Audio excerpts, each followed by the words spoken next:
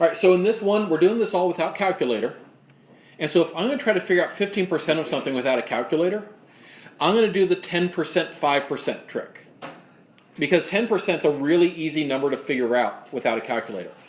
So first thing I want to do is I want to know what is 10% of the 8,000. Remember, we can do that basically just by moving the decimal over one place. So 10% of 8,000 is 800. Now 15% is half again more than that. So what I'm going to do is I'm going to figure out what 5% of 8,000 is then. Because if I know what 5% is, I can take the 10% and the 5% and add them up together. Now 5% is half of 10%. And so my 5% number is half of the 800. So half of 800 is 400.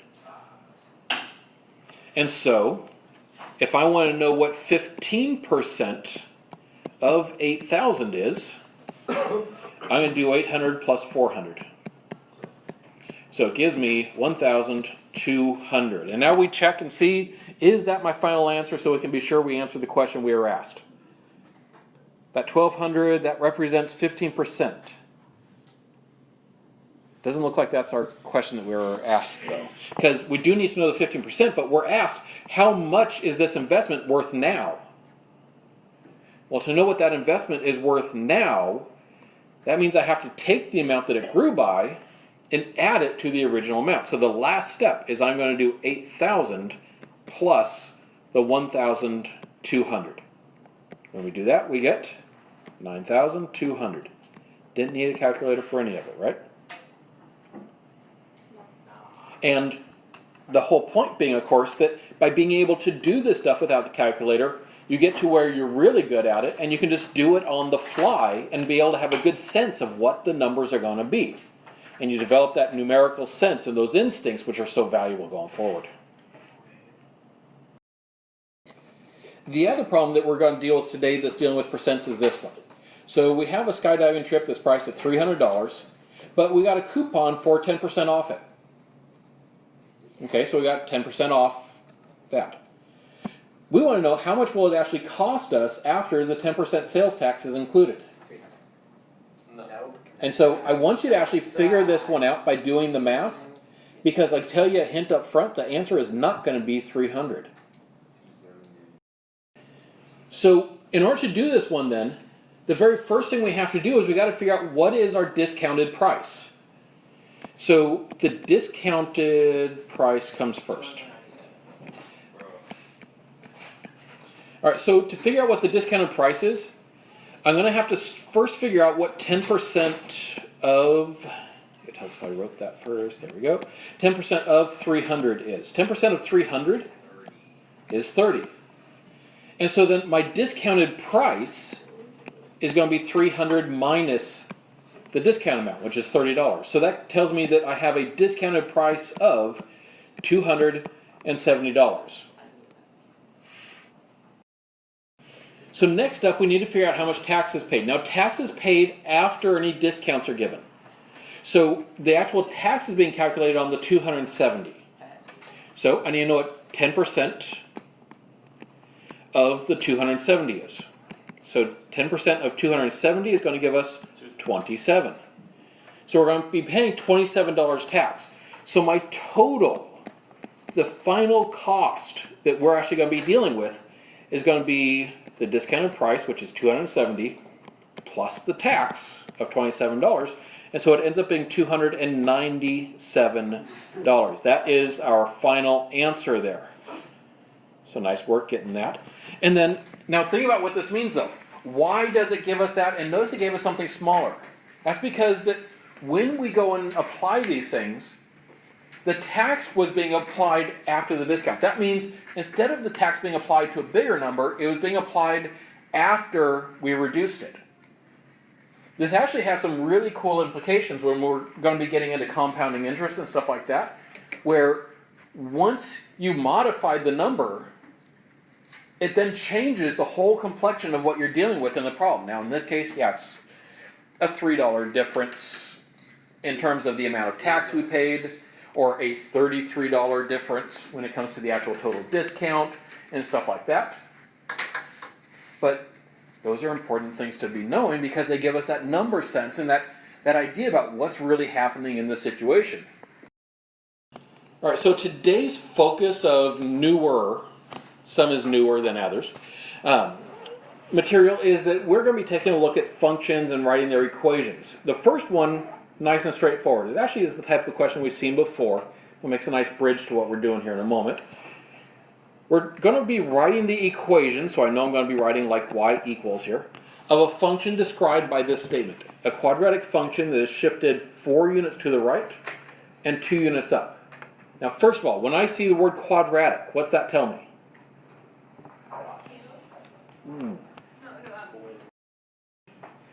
It tells me, yeah, that this is something that's going to be squared. So I know I'm going to have an equation that has something like that in it, something squared. Now it might just be x squared or it might even be parentheses squared. In this case, I can look and see I'm going to be moving to the right and up, so I know I actually will have parentheses that are being squared here. Now inside the parentheses there is going to be an x. What other number is inside the parentheses with the x? 4.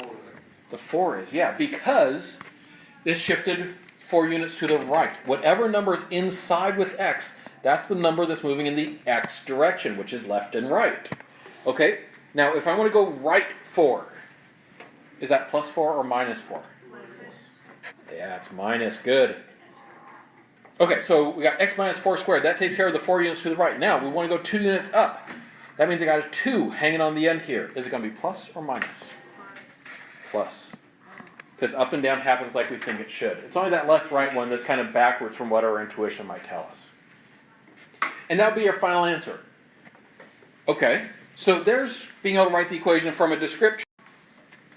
Now this is the side that we haven't even touched yet this year. We've done it the other way, but we haven't done this.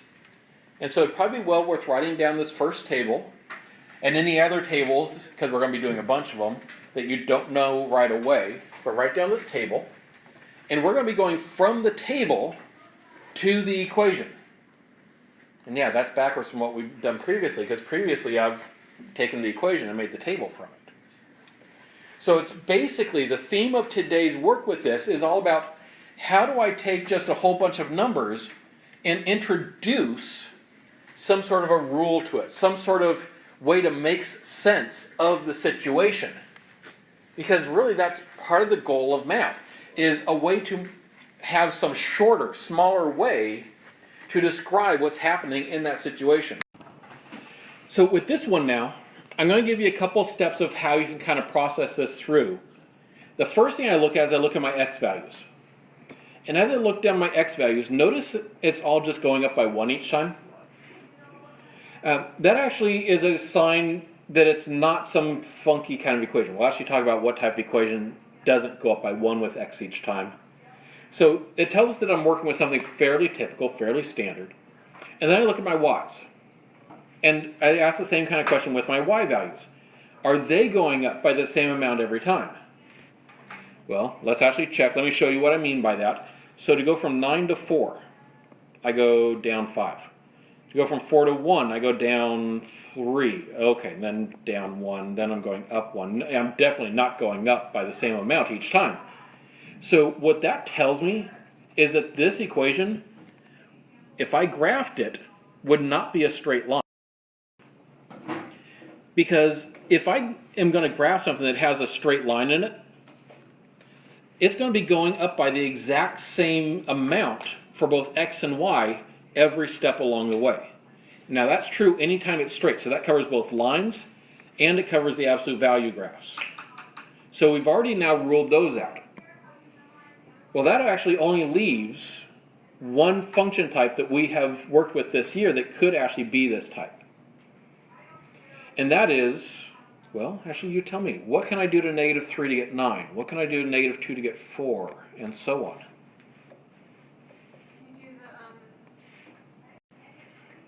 We know that we should be expecting a graph that looks like this. That is the graph of a quadratic, so we know it's going to be something with x squared in it.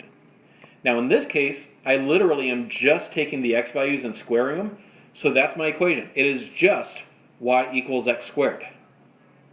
Now, you notice I sketched a little graph of the points there? If you see one of these problems and you do not know what the equation is going to look like, one thing that you can fall back on is actually taking the points, plotting them, and seeing what kind of shape that's going to be, because you're so used to seeing the shapes that if you can visualize that, it'll help. I'm just hoping that we'll be doing enough of this practice and giving you some tools so you don't have to do that every time. All right, so now we're going to move on to a new table. Again, probably useful to write down this table on your paper so you have it as a reference. That way you can look back on it as you do tonight's homework, which will include a lot of these types of problems. Now, again, that thought process. The first thing I really am doing is I'm looking at the x values. Are my x values going up by the same amount each time? Yep. They're all going up by 1. Start -3, and I'm going up by 1 every time. All right, so now knowing that, now I can look at my y values. Are my y values going up by the same amount each time? Well, let's actually check. 5 to 4, that's down 1. 4 to 3, down 1. 3 to 2, down 1. It looks like every single time, yes, this is going down 1. So because of that, because I know it's going up or down by the exact same amount, that tells me that the graph here would be linear. It'd be straight. All right, so knowing that then, I know I can go ahead and go with y equals something just involving x. Because remember, linear equations are the ones that don't have like a squared in it or a square root or anything along those lines. All right. Now I just need to figure out what else is going on with it. Now again, I could plot points as a way to kind of visualize what that is.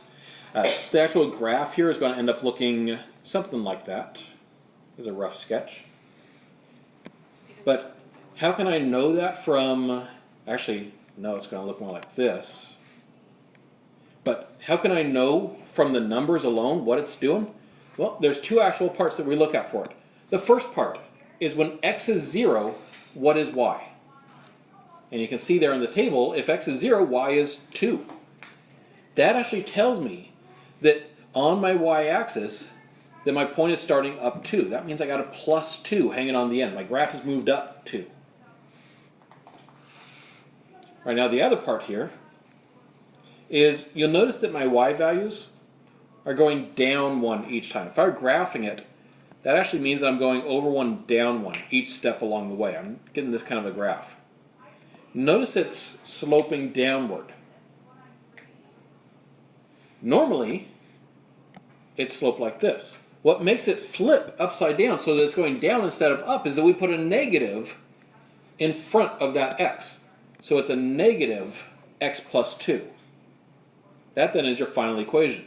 There's actually this cool little trick with these linear equations where whatever this number is here, whatever we're going up or down by every time, that's actually the number that's out front of the x. So that's another way we can know what that is, that it's -1 times the x there. So just another way of looking at it.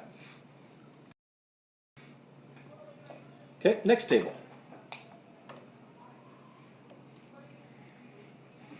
Now this table looks a lot like the last one that I just gave you, but it's got a difference.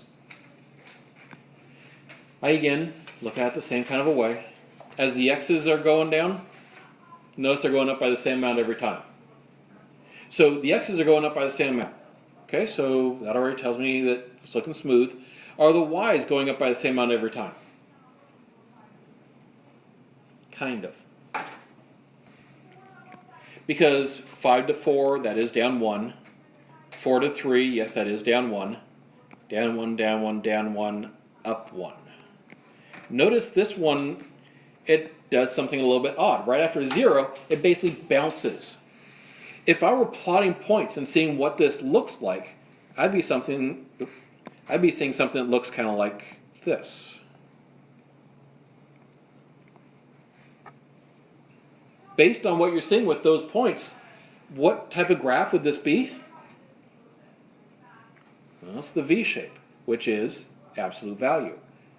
Anytime I see that bounce happen in my numbers, so the bounce happened right between those two, that tells me that it was straight on both sides, but if it's going to bounce, that means it has to be absolute value in order for that bounce to actually happen. So I got y equals the absolute value of x here. But now I have to figure out what's going on with the shifts, because the absolute value of 3, or I'm sorry, of negative 3, the first number there would be 3. The absolute value of negative 2 is 2, 1, 0. Normally this is what my absolute value numbers would be looking like. So really it's kind of a question of, okay, well, what's going on with it then? Well, there's only one way to make that happen.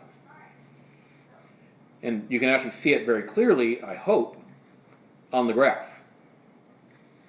And actually, as I now look at the graph, I realize I plotted those slightly wrong. Let me plot those properly for you so you can see it better. There's 0, 2.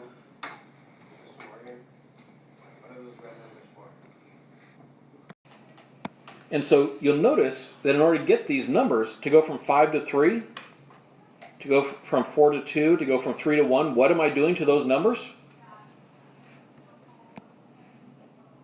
Well, I'm subtracting 2 kind of a thing, right? It's just that in this case, you notice we would actually speak better if we said, how do I go from the original to my new one? I'm adding 2. So that's actually a better way to describe it. It's, what do I do to the original y values to get my new y values? I add 2. Look at the graph that we sketched there, saying that 0, 0 is down here. It's been moved up 2. And so, again, relating it back to kind of some of those things we know, it's a tricky thing to get used to, which is why we're taking some time on it. But it's saying that the data tells us what the shape is. Then it's a matter of just digging in, can we figure out what those transformations are? How is it moved? All right, so now let's take a look at this one.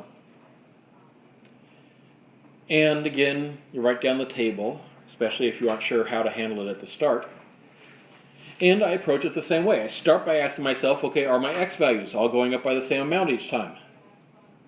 In this case, though, the answer is no. My x values are not going up by a consistent amount. You notice all of a sudden it's like they're accelerating how big they're getting. That actually tells me that this is a very particular type of graph. That tells me, well, actually, no, let me sketch it out here. 0, 0, 1, 1.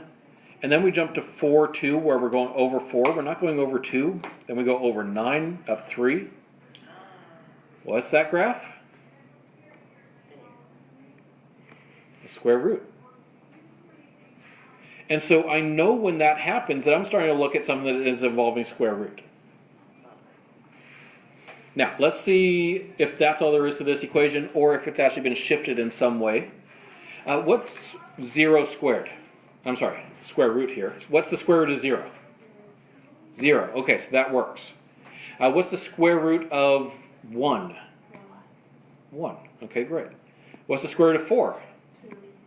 2. Okay, so this is already looking good. Let's check at least one more. Square root of 9? It is 3, yeah. And in fact, we could check them all the way down. Yes, the square root of that x value is that given y value. So, because it's just straight up finding the square root, nothing else going on with those numbers, this is your final answer. It's just y equals the square root of x. And so, if x is not going up by the same amount, it automatically is going to be pointing you in the direction of square root.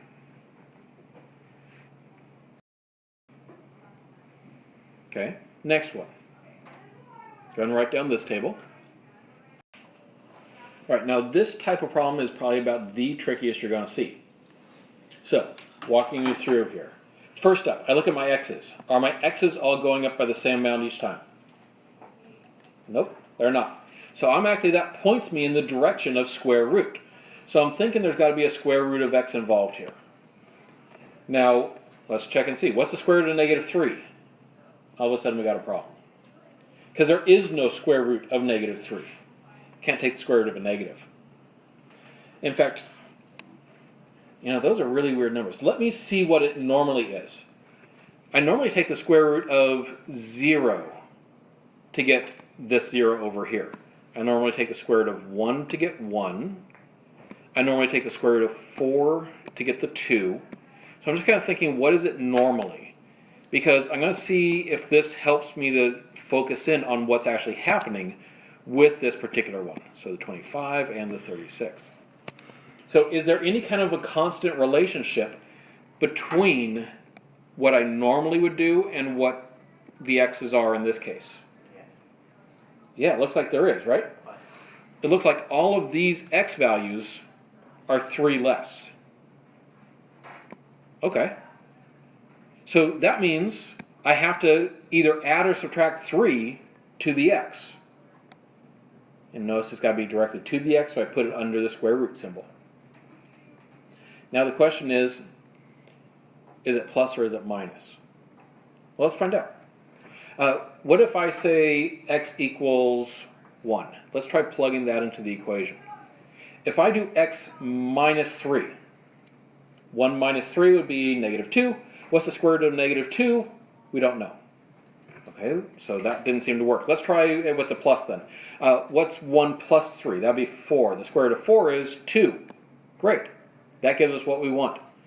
So yes, that would be it. So this is actually our equation here. Y equals square root of x plus 3. Now, that one is extra hard. So how else could you get it? Well, again, when you see the really hard ones, you can actually try plotting those points. And it lets you see it visually because you're used to seeing these visually. If I just plotted these points, this is what I'd be seeing on my graph.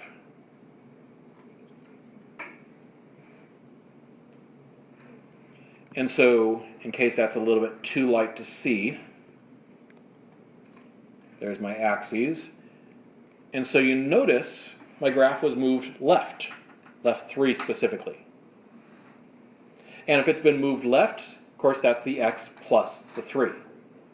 So I'm giving you a couple different ways you can figure these out. I'm giving you some techniques of things to look for just in the raw data, but beyond that you can always actually plot a few of the points when you're feeling totally stuck. And that's going to help you to visualize and see exactly what's happening with the whole picture.